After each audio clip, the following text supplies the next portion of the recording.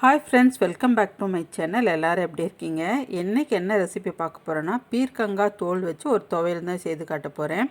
ரொம்ப சூப்பராக இருக்கும். இதுக்கு தேவையான பொருட்கள் என்னென்ன அப்படின்னு பார்த்துடலாம். பீர்க்கங்காய் 2 எடுத்திருக்கேன். நல்லா பிஞ்சாக எடுத்துக்கோங்க. இதை நல்லா கழுவிட்டு இந்த தோலை மட்டும் எடுத்து வச்சுருங்க.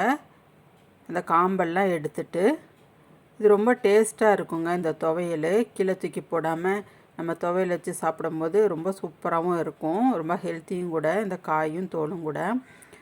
இப்போ இதுக்கு தேவையான பொருள்லாம் எடுத்து முதல்ல ரெடி பண்ணி வச்சுருங்க. துவரம்பருப்பு 1 ஸ்பூனு, பூண்டு 1, புளி கொஞ்சம், ஜீரகம் 1/4 ஸ்பூனு, 1/4 ஸ்பூன் வெள்ளை உளுந்து, காரத்துக்கு தகுந்த மிளகா வச்சுக்கோங்க. முதல்ல இந்த காயை நல்லா அலசிட்டு இது தோல் நீக்கி வச்சுக்கோங்க. நல்லா பெரிய தக்காளியாக 1 எடுத்துக்கோங்க. இதையும் நல்லா அலசி கட் பண்ணி வச்சுக்கோங்க. வதக்க போகிறோம். தோலை இந்த மாதிரி சீவி எடுத்துக்கோங்க. கொஞ்சம் சதையாகவே எடுத்துக்கோங்க. தோலை வெறும் தோலாக எடுக்காதீங்க, அப்போ தான் டேஸ்ட் நல்லாயிருக்கும். சில காய்கள் கசப்பு எடுக்கும், அதனால் கிள்ளி வாயில் போட்டு சாப்பிட்டு பார்த்துட்டு அப்புறம் தோல் எடுத்துக்கோங்க. இப்போ நம்ம ட்ரை ரோஸ்ட் பண்ண போகிறோம். உளுந்து போட்டுக்கோங்க. முதல்ல துவரம்பருப்பை அடுத்து சேர்த்துக்கோங்க. எண்ணெய் ஊற்ற வேண்டாம். காரத்துக்கு தகுந்த மாதிரி காஞ்ச மிளகா, புளி, சீரகம், ஒரு பல் பூண்டு, அதையும் தோல் எடுத்துகிட்டு இதோடு சேர்த்து வாசனை வர்ற அளவுக்கு நல்லா வறுத்து எடுத்துக்கோங்க. நீங்கள் பச்சை மிளகா போட்டுறாதீங்க, காஞ்ச மிளகா தான் போடணும். குண்டு மிளகா இருந்தால் கூட பரவாயில்ல. இதை எடுத்துகிட்டு அடுத்ததாக நம்ம தோல் எடுத்து வச்சுருக்கோம் இல்லைங்களா, அதை கொஞ்சம் எண்ணெய் ஊற்றி அதை நல்லா வதக்கி எடுத்துக்கோங்க. அந்த பச்சை வாசனை போகிற வரைக்கும் எடுத்துக்கோங்க. இதிலே நம்ம தக்காளி கட் பண்ணி வச்சுருக்கோங்க இல்லையா, அதையும் சேர்த்து தான் வதக்க போகிறோம். அதனால் கொஞ்சம் கூடவே எண்ணெய் ஊற்றிக்கோங்க.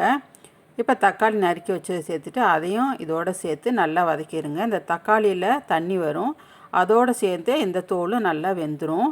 அதனால் பிரச்சனை இல்லை, எண்ணெய் ஊற்ற வேண்டாம் ரொம்ப அதிகமாக. இந்தளவு போதும் வதக்குனது. இப்போ இதெல்லாம் ஆற வச்சுட்டு நம்ம முதல்ல வறுத்த பொருட்களெல்லாம் போட்டு மிக்சியில் அரைச்சிக்கிறலாம். கொஞ்சம் கல் உப்பு சேர்த்துக்கோங்க, தேவையான அளவுக்கு சேர்த்து இந்த மாதிரி கொரகொரப்பாக அரைச்சிட்டு அடுத்ததாக நம்ம வதக்கி வச்சுருக்க இந்த பீர்க்கங்காய் தோல் தக்காளியெல்லாம் சேர்த்துட்டு கொஞ்சம் கொஞ்சமாக தண்ணி ஊற்றி நல்லா நைஸாக அரைச்சிக்கோங்க. உப்பு காரமெல்லாம் பார்த்துக்கோங்க. இது உங்களுக்கு தேவைப்பட்டால் தாளிக்கலாம், இல்லாட்டி அப்படியே கூட நம்ம சாப்பிட்லாம் தாளிக்காமையே. நான் இதில் நல்லெண்ணெய் ஊற்றி கடுகு பொரிய விட்டு இதில் தாளிச்சிருக்கேன். காரம் கொஞ்சம் கூடுதலாக இருந்துச்சுன்னா நல்லெண்ணெய் ஊற்றி சாப்பிடும்போது காரம் தெரியாது, ஈக்குவல் பண்ணிடும். இட்லிக்கும் சாதத்துக்கும் ரொம்ப சூப்பராக இருக்கும். இந்த பீர்க்கங்காய் தோல் துவையலை நீங்களும் செய்து பார்த்துட்டு எப்படி இருக்குன்னு கமெண்ட் பண்ணுங்கள். தேங்க்ஸ் ஃபார் வாட்சிங்.